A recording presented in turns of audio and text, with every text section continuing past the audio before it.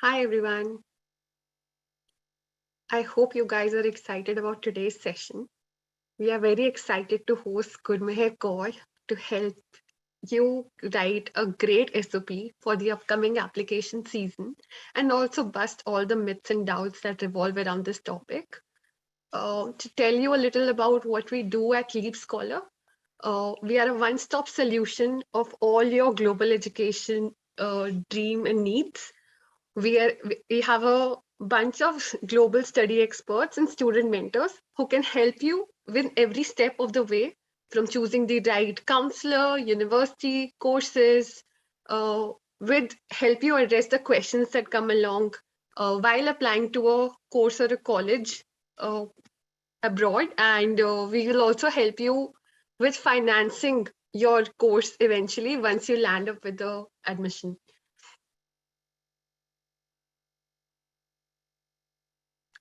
I think we are ready to start. Uh, I'll briefly,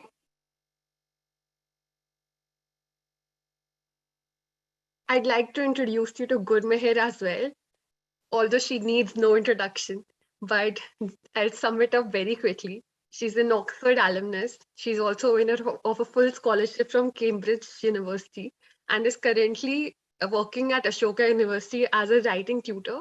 She has also authored two books and is known to be the next gen leader by time. She also runs a few initiatives on her own to help mobilize youth to take action for a lot of social initiatives. Welcome, Gurmehar, and I like you to take the stage. Thank you so much, Shivangi. Thank you so much for this brilliant introduction. Just a small correction so that people don't come after me. I had a full scholarship so I got admitted to Cambridge and I had an acceptance, but I had a full scholarship from Columbia University, where of course I also had an acceptance. So I know the C's we often get confused, but yeah. Thank you so much for the brilliant introduction. And hi guys, how is everyone? How are you feeling? Should we? I have a small question. So the way I was thinking we would divide this, the way I was thinking we would divide this workshop is first we talk about SOPs, obviously, and the structure of it, how to go about it, writing it, and I can share some of my experiences. And this is also something that I do at Ashoka with my students there.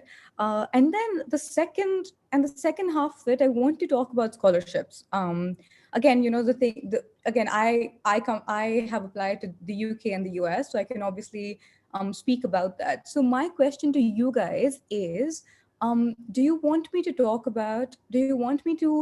about how to write scholarship essays, or do you want me to talk about how to research and look for scholarships, or what are these scholarships that are out there? So again, it's an open thing to students. And Shivangi, if you have any Um, inputs. because we have a very high number of attendees right now, Yeah. and we have opened the chat. They're saying both. I would suggest that we start with writing SOP Okay. because I'm sure most of the attendees are very keen to listen to it. And this is the first step, right? When people get a bit confused, scared, and a Yeah. bit hesitant to start their application with. So I think that would be great if we start from there. Okay. And I would also like to lay down a few rules for this Mhm. whole session. We will be closing the chat right now when Gurmeher starts with her presentation and starts talking about how she's to give you tips about writing an SOP, right? And about her experience of applying. So all of you are requested to listen to it very attentively.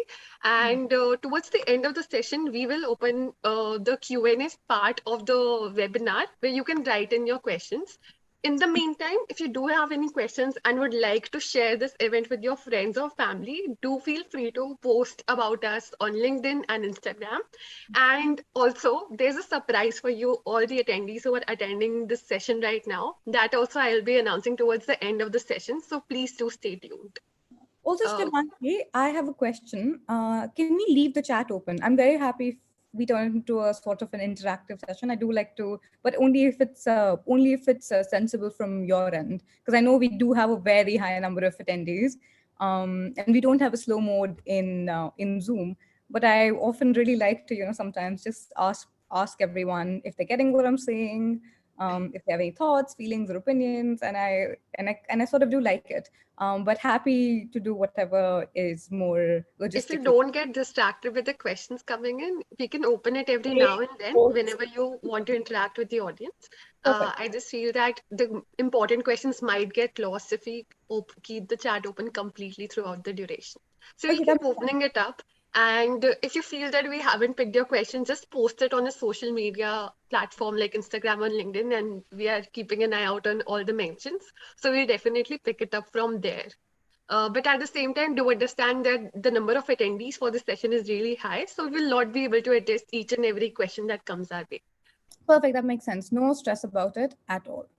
Okay, All right. so we're going to so we're let's talk about SOPs. And sorry, I'm just figuring this out with Zoom. Perfect. So our session is called All About SOP. And my first question to you, Shivangi, you might just have to open chat very quickly, is what is an SOP? And I'd love to know all your thoughts about it. What do you think is an SOP?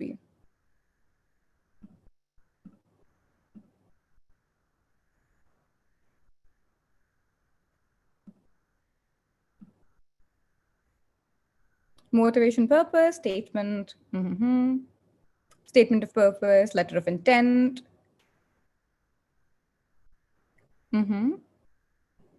reflections, why you want to join a university, essay on yourself.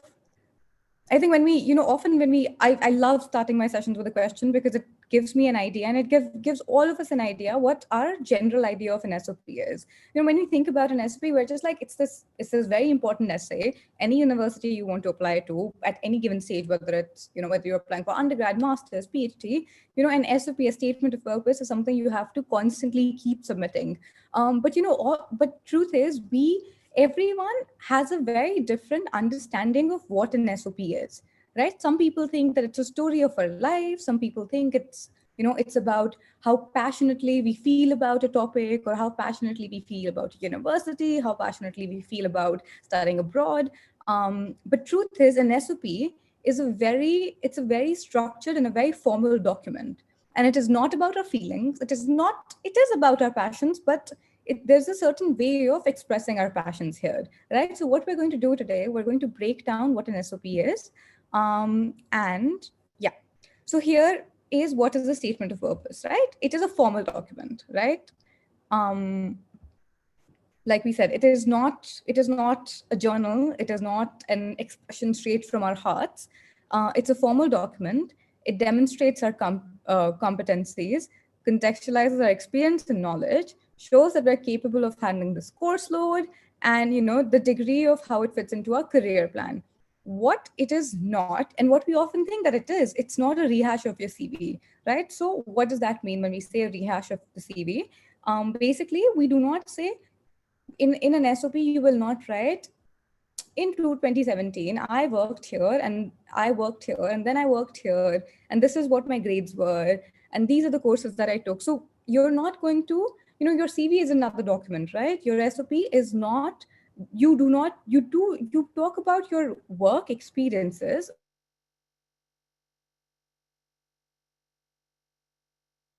what your experience has been in that place, right? That's what you say in your SOP. What it's also not, it's not a job application, right? It's not a desperate plea. It's not like, please give me an admission in your school because of so and so reason. I feel very passionately. The thing is, think about it, everyone that we know feels very passionately about applying abroad, about studying abroad. Um, what this is not a sort of desperate plea. And again, fourth, it's not an autobiography. I know it's very important to sort of have a personal bit to it and a personal background and a story, and and say that in your SOP. But it's also not an autobiography. You don't start with, when I was 3 years old, this is what I did, and when I was 7 years old, I took up painting, and then when I was 15 years old, I won a competition. Like, this is not going to be an autobiography. Okay, so these are very important things to remember.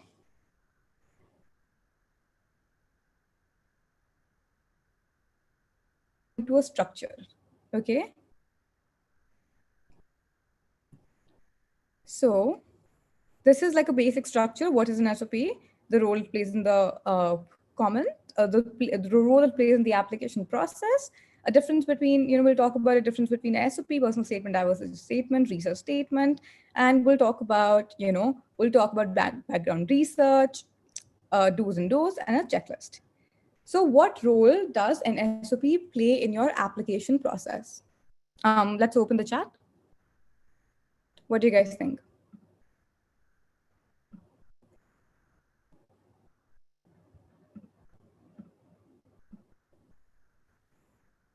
Significant, huge. But like we know it's a huge role, right? But what role does it play? Did someone say casual? No, it doesn't play a casual role. It's a very important document. Mm-hmm. It reflects a personality. Sort of.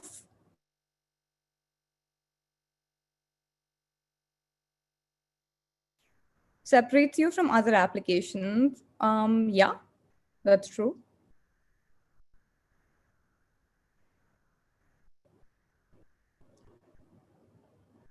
Shows one's capability. So here's the thing: the role that it plays in your application process is one of the most important roles, right? So a statement of purpose tells the admission committee what your purpose is. So if I'm going to ask you, what is your purpose right now for the course you want to do? I know you all want to study abroad. I know you all want to go, I know you want to go to the States or the UK or wherever, and all these places require an SOP, and it has and it has a it all requires an SOP, and you all have selected courses. But what is your purpose? To work as a writer, to become a lawyer, research, to have a global perspective, growth, research. See, now here's another thing. Don't tell me don't tell me what job you want. I want to know what is your purpose to go and study that specific course in that specific university in that specific department. Right? It's going to be a longer answer. To explore knowledge, well, anyone who applies into academia wants to explore and contribute to knowledge building.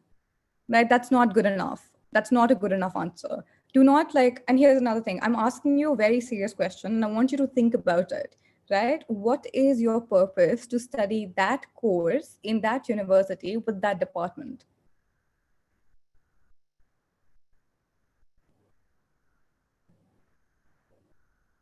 Yeah, SOP is required for college admissions too.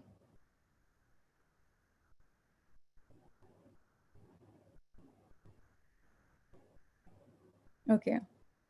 Well, now we're going to talk about what a purpose is. So, we all feel we want to, there is a difference between purpose and a goal in life, right? I'm not asking you about your goal in life. I know you want to be doctors. I know you want to experience the world. I know you want to have global perspective. I know you want to live a life abroad. And I know you want to do these multiple things, have your own business and have an MBA, la, la, la, la. That is really, see, here's the biggest thing. Take all of that out of your head.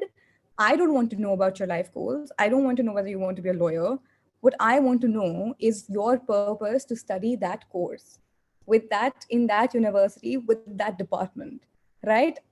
And this is exactly where you have, and this is exactly where there becomes a difference between candidates who will be seriously considered versus candidates and profiles that would be thrown away the first second they look at an SOP, right? If your SOP basically says that I want to be a lawyer when I grow up, and it's because you want to be a lawyer when you grow up, and you want to be a lawyer when you grow up, and you want to be a lawyer when you grow up, and you want to be a lawyer when you grow up, and you want to be a lawyer when you grow up, and you want to be a lawyer when you grow up, then you have to look inward and really think about what your purpose is. For example, my purpose when I wanted to apply to all the courses was very clearly defined. I knew that I wanted to apply to Columbia to study journalism because I wanted to come back home and start a micro journalism, sort of online journalism company, space, blog. and then have stories from all across India shared there for and then I gave a good reason for it. Basically I felt social media is a great powerful tool, and young people are already on it, and I wanted to create a sort of a journalistic platform. Right, that was my purpose for that particular course. Earned me a scholarship, earned me an admission. It was great. Then for Oxford, my purpose to study modern South Asian studies was that I wanted to look at the Indo-Pak conflict, but I did not want to study, and I did not want to do the international. I did not want to do it have the constraint of an international relations discipline, right? I wanted a multidisciplinary approach where I could approach my studies from a anthropological and an IR perspective together. And Oxford, the Modern South Asian Studies course, was the only place that was offering that sort of multidisciplinary thing where I could continue with the topic that I wanted to research, right? Similarly with Cambridge, right? I wanted to study Modern South Asian Studies because I wanted to look at because I wanted to look at a particular area in South Asia, and I wanted to look at it post independence, post partition, and I wanted to look at sort of what's happened since 47 till now, the politics of it, and talk about the conflict there, right? So that is my purpose. That is the amount of clarity you need when you write your SOP. And I'm going to send. Could we do a poll about clarity? How many of you have that sort of clarity about the courses that you're doing and why you're applying abroad?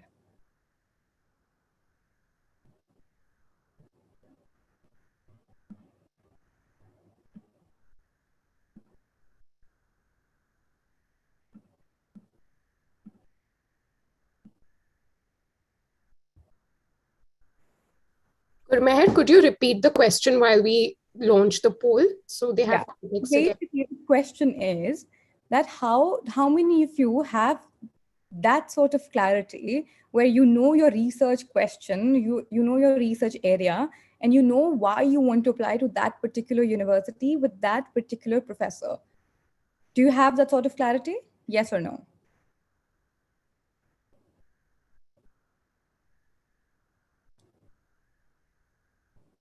Because when we approach the SOP, we need to approach the SOP with that amount of clarity, or otherwise we don't have an essay to write.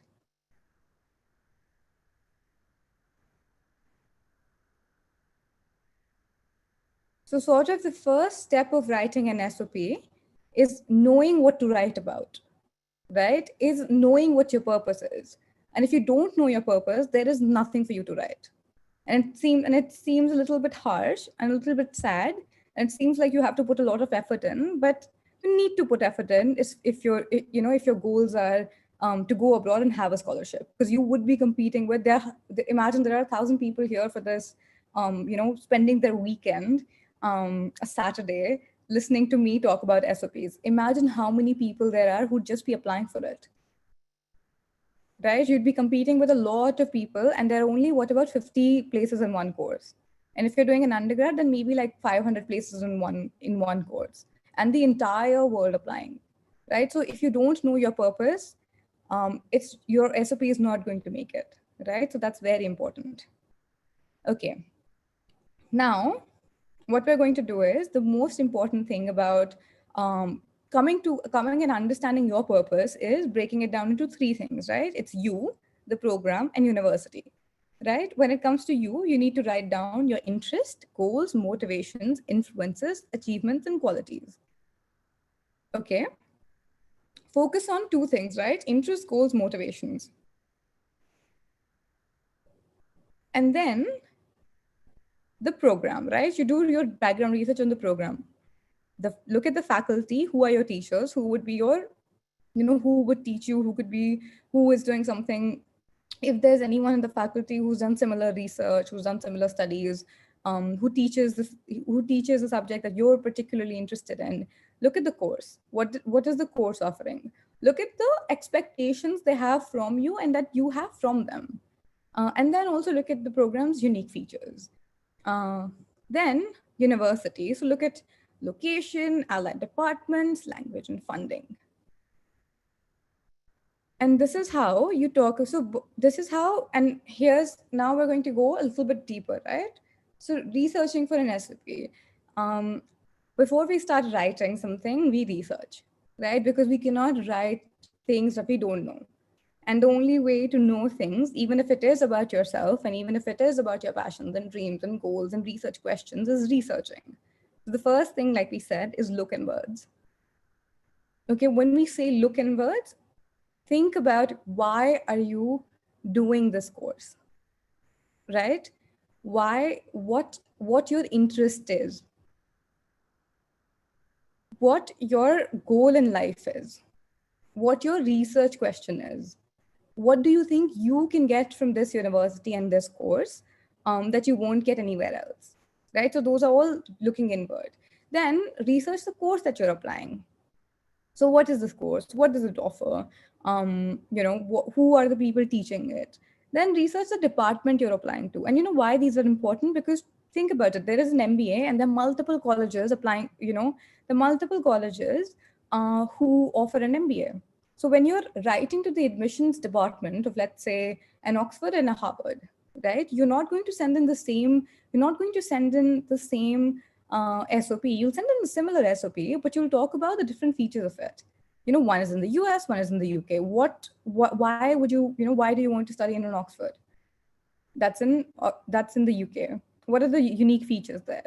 You have to convince you have to know why you're doing it, and you have to convince the admissions department that I think this is perfect, this faculty is perfect, this space is perfect because this is my project. Does that make sense? And the same, why are you applying to Harvard? For example, an Oxford MBA is a lot more, it's a lot more cause based, whereas in Harvard MBA is just like making money. There are these sort of like overarching differences between these two cores. For example, an Harvard MPP, that is Masters in Public Policy, is very much like this 2-year professional course into policy making. With Oxford, it's a very intense course again, but it's a 1-year course. So you have to, when you're doing that, you have to, you have to tell them the course and department, and then you have to research the institution and the country, right? And this is a very basic structure of an SOP, which is you have to introduce yourself.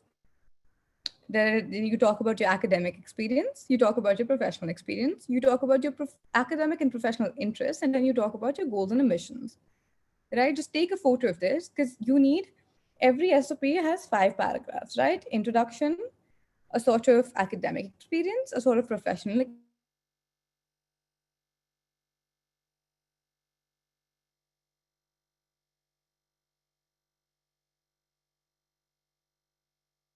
What are you aiming to study at this university, right?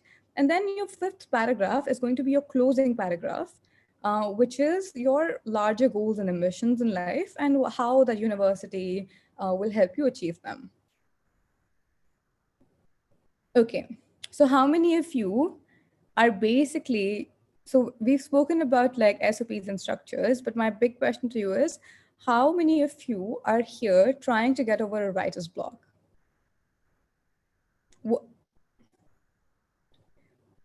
I see so many raised hands. Oh my God, here you're taking this course as well. Your children don't stop.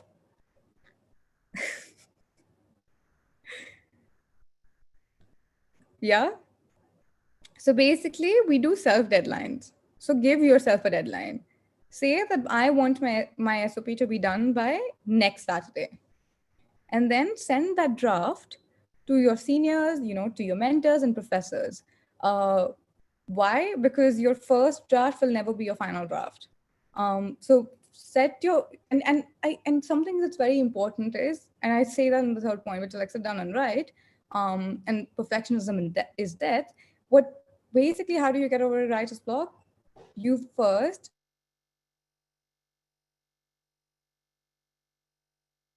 basically just a mental dump. You throw up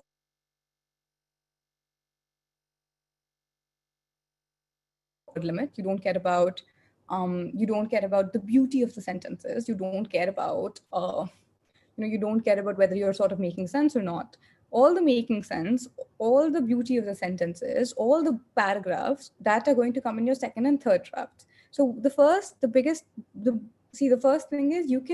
the first step is just to write whatever comes to your mind in like, but not, just don't write, just don't write, just don't write without a structure. Have a basic structure, which is, we spoke about our structure here. Have a structure and just fill the structure up. Introduce yourself. So anything that you think is important about yourself, write it down, even if it's 500 words. Academic experience, write all of it down. Professional experience, write all of it down. So in this basic structure, just fill this up. And then take these questions out, take the structure out, throw the structure away, look at what you have there, and then begin editing and smoothing out the transitions. So that's how you sort of get over writer's block. Think about your SOP in multiple drafts as opposed to just one draft. And here are the biggest do's and don'ts. A do is show, don't state. So what do we mean by show, don't state? Oh, have you opened the chat?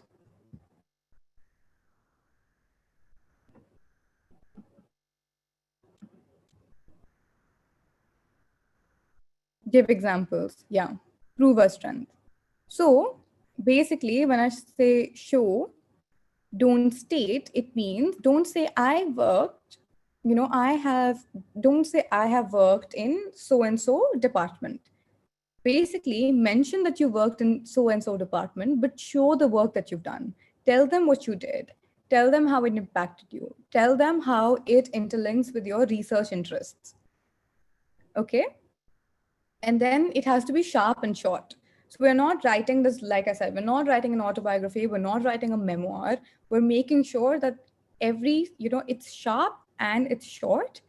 And your sentences are sharp and short, right? We're not going to write a 3-line sentence, which is, I did this and this happened and that happened. We're going to break it down because we also have, we have like 500 and 1,000 words word limit for SOPs, right? So we want our sentences to make sense and be very we have to be very economical with our words. We cannot waste words.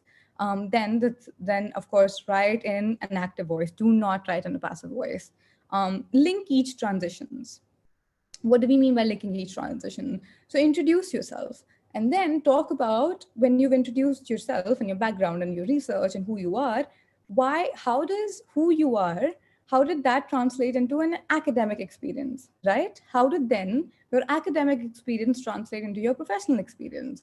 And how did your academic and professional experience translate into your research interest? And then the final paragraph is, how do both of these two things, and both of these two things and research interest that you've come down to now, that you zero down on, why does a particular university or department is perfect for it? Okay. And then again, multiple drafts, we've spoken about it, multiple drafts. It's not a one draft thing. No writing is ever a one draft thing. Okay. And then you'll have a prompt, which is, every SOP will give you a prompt. And every department will tell you exactly what they're looking for. So address every single aspect of that prompt. Keep it very program specific. Don't write a general story. Know what the program you're applying to. For example, did you see my Columbia and Oxford SOPs? They were completely different. My Columbia SOP was just talking about journalism. My Oxford SOP was just talking about my research interest. It was just talking about the work that I'm going to do here, and they were completely different. At one side, I wanted to look at conflict. The other side, I wanted to look at journalism. Both things I was interested in at that point, and both things. Different interests, and different interests that I felt very passionately about, but shared and written down with a lot of clarity. Okay, what it's not? It is not a mini autobiography. And this is what I always say, right? What does this sentence mean? It basically means I hate the words I is in SOP. So we do not want to start an SOP with I did this, and then I did that. I have done this. I have worked here. I want to study here. I want to apply here. I want to study this topic. If every single sentence of yours starts with the word I, cut it. That sentence is just dead to me. It sounds very narcissistic. It's not good writing. There's no clarity to it, right? Your sentences should sort of drop all the I's.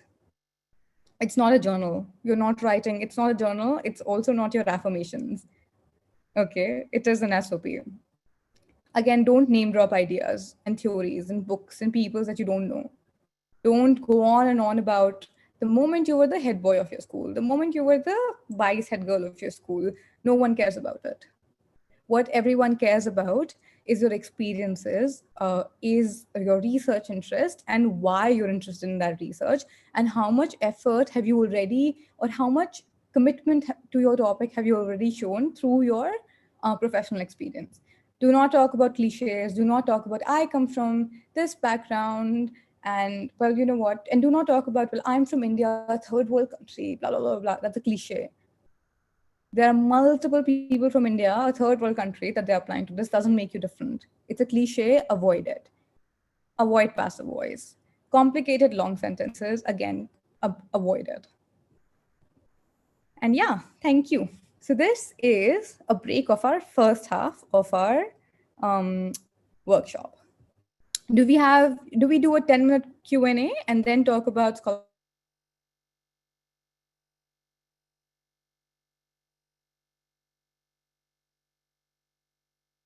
and then talk about scholarship and research? Should we open the chat? Or should we start talking about scholarship and then do a Q&A? We can take some questions for this section and Yeah, then move on to talking about your scholarships. perfect. Super.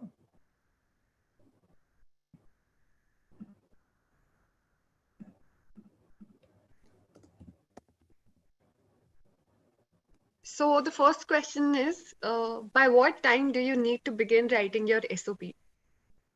Okay, so you need to begin writing your SOPs in September because you have a December deadline. It's also important to remember that. So SOP is only one aspect of your entire application. You have to make a CV. You have to have 3 recommendation letters from your professors. You have to have an SOP. Sometimes you might also have a research. Sometimes you might also have a research proposal, which is another document. Sometimes you might even have a personal story, a personal statement, right? A personal statement and an SOP is completely different. A personal statement talks about just you. An SOP talks about your purpose at the university, right? So it's very important to remember that, which is why always start 3 months in advance. Got it. I can't see any other questions on the chat right now. Is the chat open?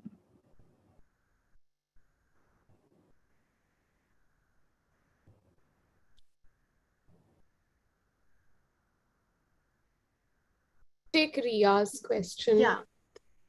In the self introduction, should we include other interests which are not related to the field we are applying for? No. You just don't have enough words.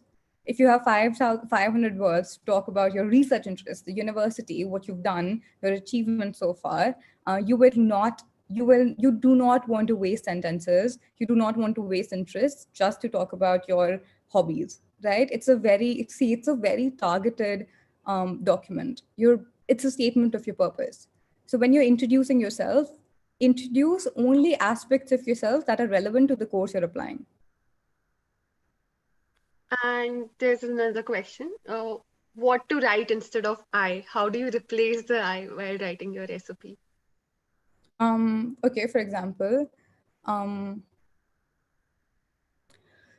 for example, I would say I worked in, I did an internship at BuzzFeed.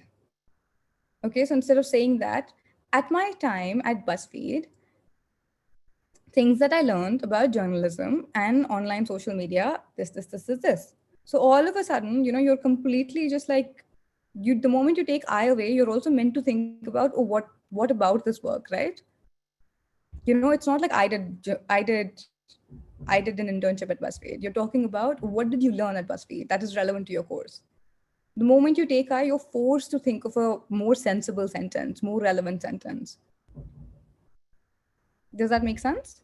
Or instead of saying, I want to study at Oxford, what you're going to say is, at Oxford, at the department of this and this, my research interest of this and this is, will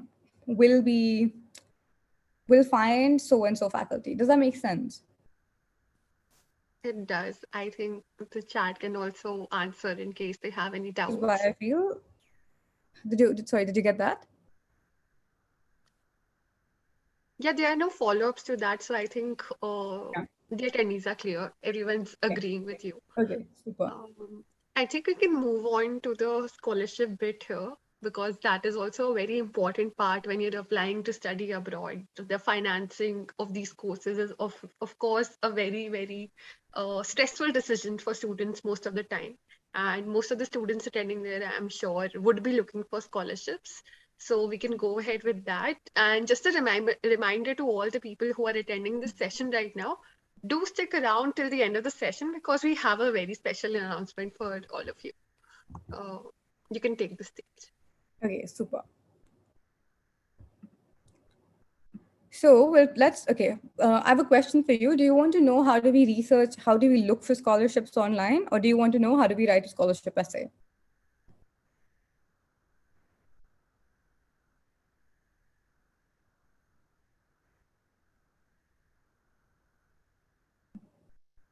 Both? Okay, so we'll first start with researching.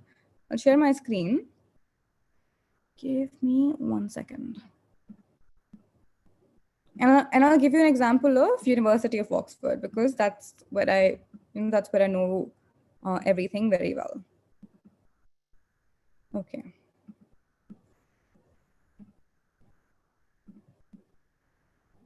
So I'm just going to. Okay, how do we research scholarships? First, we're going to go on research. Then we're going to decide what do we want to study. So we'll go on divisions.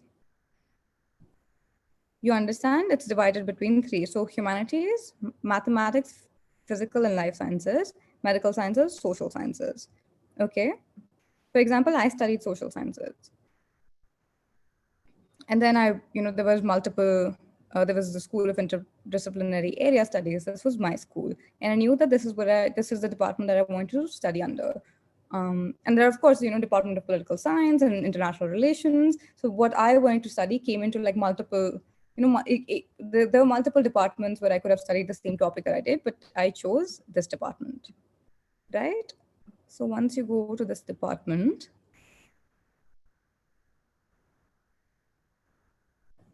you figured out your course.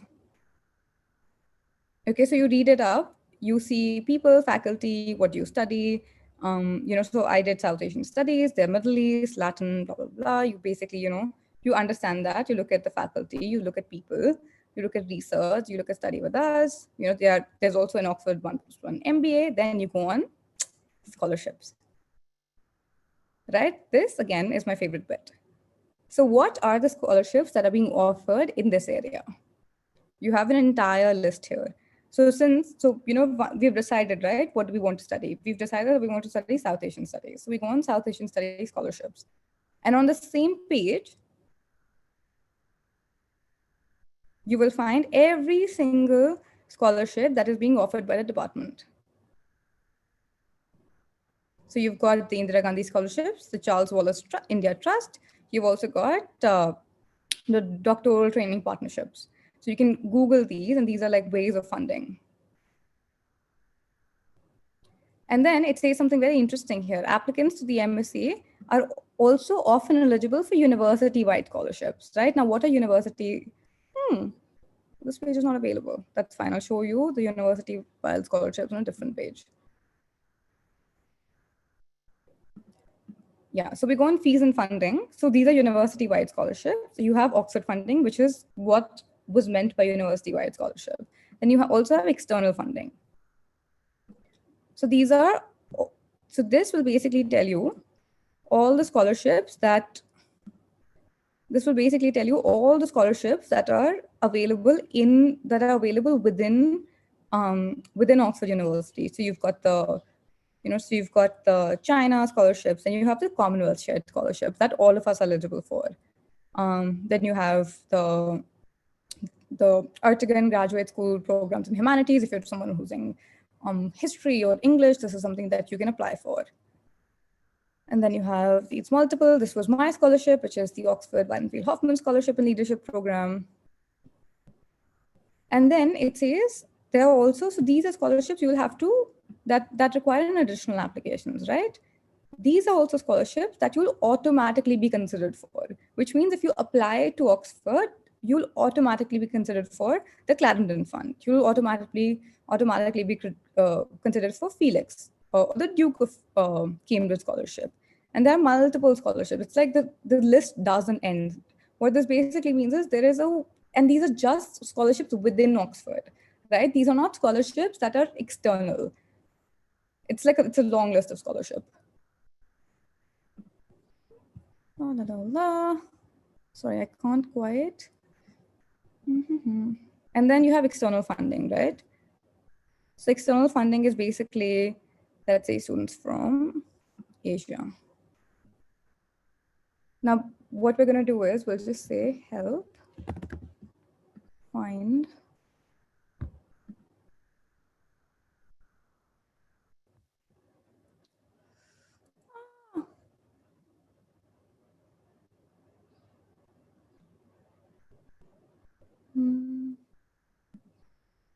okay, we'll type India, right?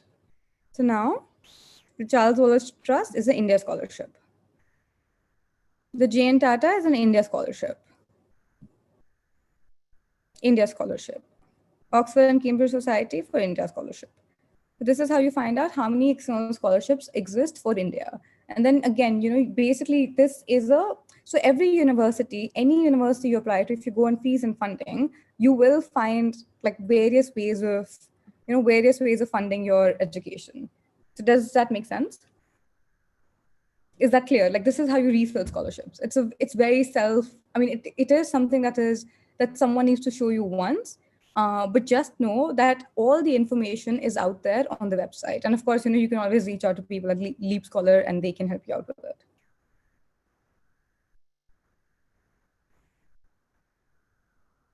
Should we very quickly now talk about what an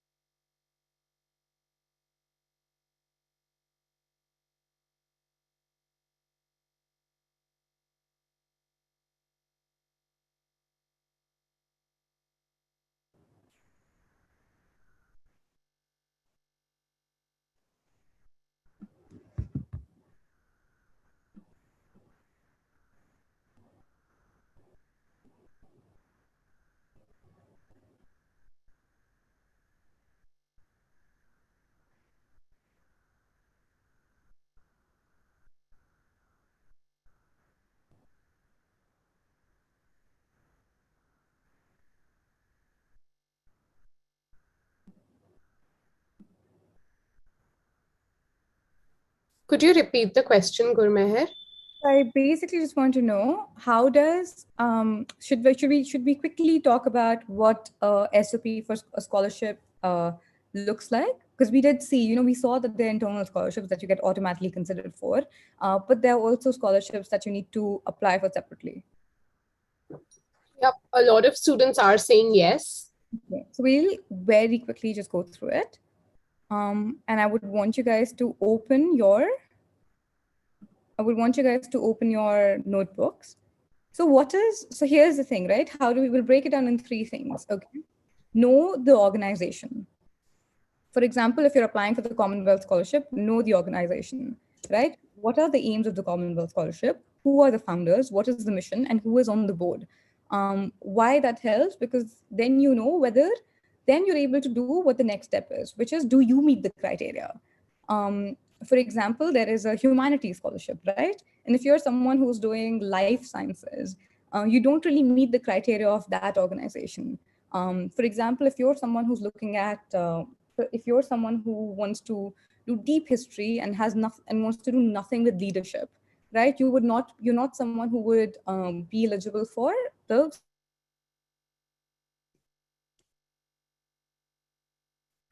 So what the mission of all these organizations are, and then go to the second step, which is the candidate profile. And whether you meet the criteria. Again, when it talks about meeting the criteria, there are multiple things that you have to be very sure of, which is a candidate profile. You cannot be a science student applying for a humanities scholarship. It doesn't make sense. You will have to apply for a scholarship that fits your profile. The second is academic record. A lot of scholarships, for example, the Clarendon Fund, will only fund you if you've been like a top 1% in your, you had like the top 1% grade in your university, or you're the highest scoring, you're the highest scoring student from your department, where you graduated from. So those are, that is an academic, that's a scholarship that looks at academic record. There are obviously scholarships that don't particularly look at an academic record, but most will have a basic baseline area where they would expect like a GPA of 3.8 and above. And then the third thing is there are two types of scholarships, right? There are need-based scholarships and there are merit-based scholarships.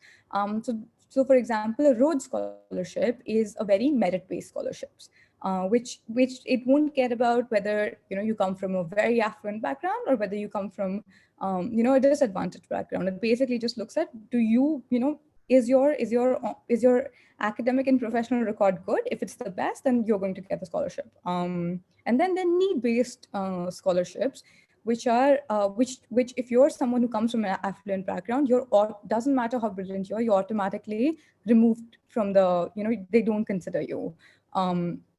So a lot of need-based scholarships is also a lot of financial aid, which is a thing in the United States, is based on your needs. So you will submit your income tax statements, and if there's a certain amount that you make, if you make under a certain amount, you're automatically you would be the rest of your tuition on acceptance would be covered, right? Again, what does the organization want from you? So what does the organization want from you? So is this an organization that's looking at a research project, or is this an organization that's looking for leadership skills? Or is this an organization that's particularly looking for diversity? For example, an Indira Gandhi scholarship is looking for diversity from India, right? Which is why it exists.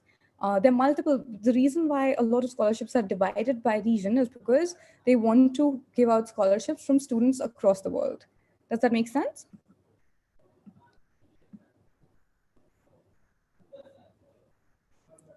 Again, so I'm going to talk about a general criteria of evaluation.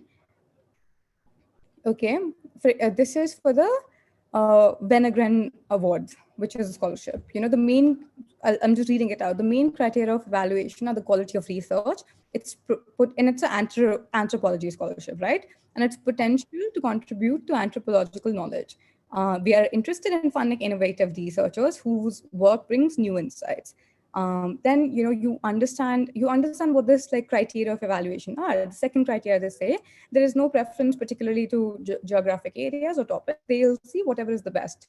And this is what they say: what is a successful proposal? So a successful proposal shares following characteristics, which is a well-defined research question, a detailed description of appropriate evidence to answer the research question, okay, a feasible plan for gathering and analyzing that evidence that the applicant is singularly qualified to carry out the research, and evidence that the researcher have the potential to advance anthropological knowledge and transform debates in the field, right? So again, a lot of times we think that scholarships are based on whether you've scored a 97%.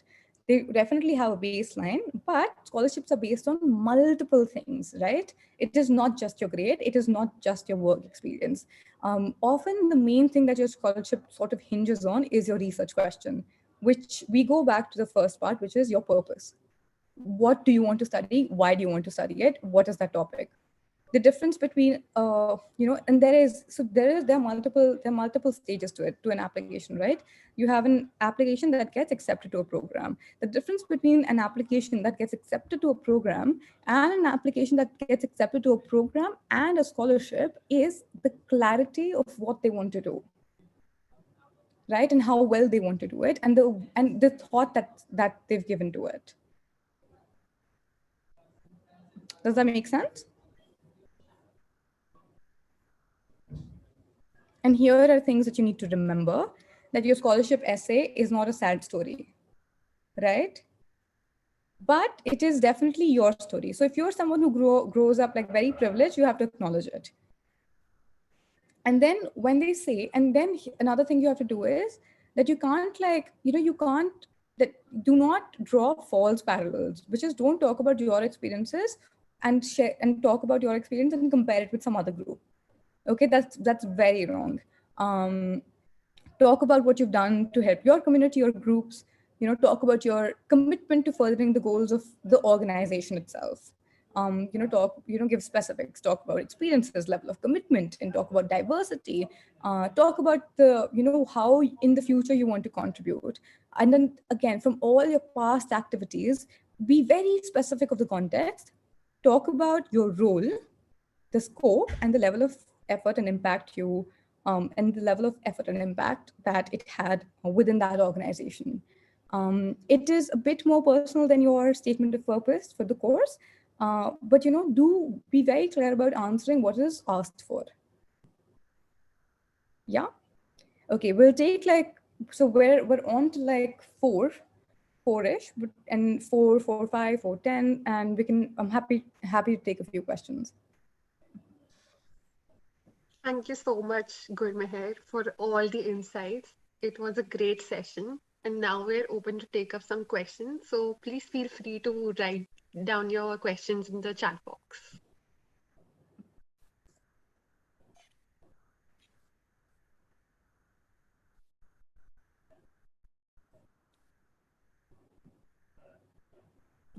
So many people are requesting you to share your recipe. Well, the funny thing is I don't have my SOP on this computer because I changed computers when I got to Oxford. It was one of my presents for getting a scholarship from my mother. So all my SOPs are in my previous laptop. Sadly, I don't have them here. But at the same time, I believe the key takeaway from this session is that you have to make your own story shine at the end of the day, right? I Yeah. think Gurmehar has given enough tips for all of us, and I hope all of you have taken copious notes to be able to abide with all the insights that she provided. Mm-hmm. So, someone's asking, can we use the same SOP for various scholarships? No. You can't even use the same SOP for multiple courses. And that's the entire point, right? It has to be, you have to talk about your purpose. You have to talk about why that course, faculty, how that's going to help. So for example, and I said it before, I did not, my SOPs for both Columbia, which is a journalism course, and Oxford, which is a research-based modern South Asian course, were completely different. I'm the same person, I have the same story, but what was important was that my research interests in both spaces were different. Not that they were any less important, but then my purpose with each place and each university was different.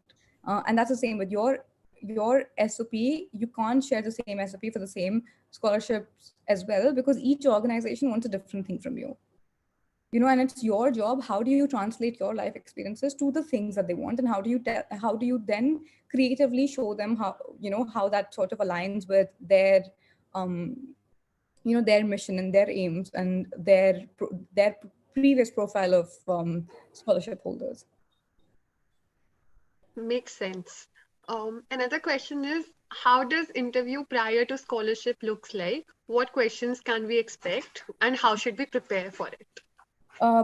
Just for the most important thing you need to know about is your own research question. They will ask you, why do you want to study what you want to study? So if your answer to that is, I'm very passionate about the subject, you're not going to be counted in. You have to be able to tell them why you want to study, in the sense that what is your research question? What exactly are you looking at? And then give them a sort of give them a sort of plan of how you're going to go about carrying out that research, or how that course is going to help you in sort of being successful with that research. Does that make sense?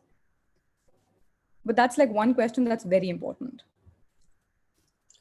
And a lot of people are confused between personal statement and SOP. So Okay. can you tell them the difference between the two?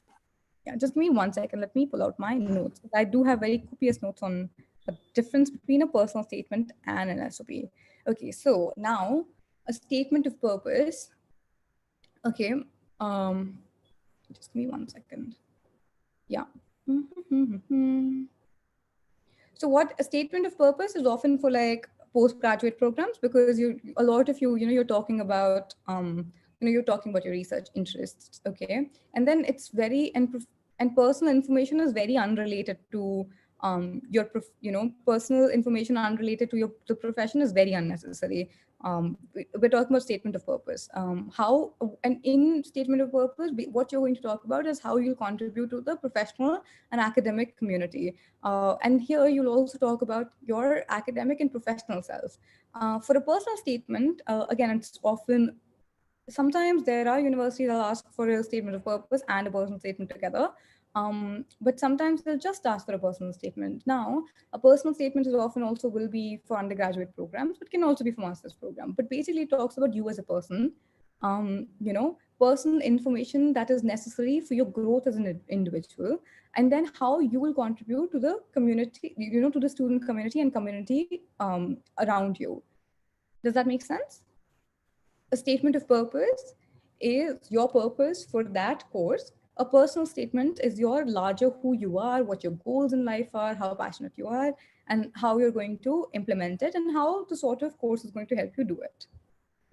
Does that make sense?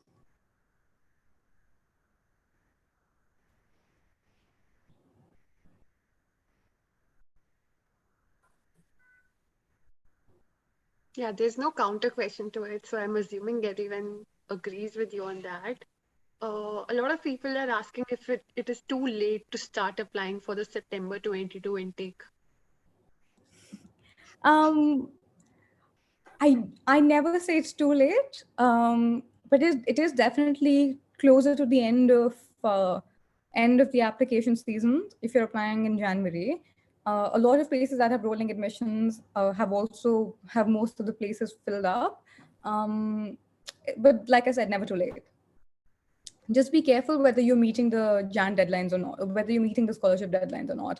What I know for sure is in Jan, a lot of scholarships are not open. So if you are applying for universities, you may not be considered for scholarships. Got it. I think these were the most frequently asked questions in the chat, and we have covered them. So thank you so much, Gurmehar, for this session. It was really insightful, and I'm sure that all the participants have a lot of key takeaways to go home and think upon. And here's the announcement that I was talking about all this while. Um, to all the participants who stuck around till the end, thank you so much. And in case you could not take enough notes from Gurmehar's workshop, we will be sending you a PDF with the top tips to help you write a SOP in the next 24 hours. So you can keep a look on your mailbox, and I hope that helps you. Thank you so much, and Yep. have a great weekend. Thank you, Shivani, and good luck with the applications. If you guys need any help, feel free to DM me on my Instagram. I'd love to help you. All right. Bye. Bye.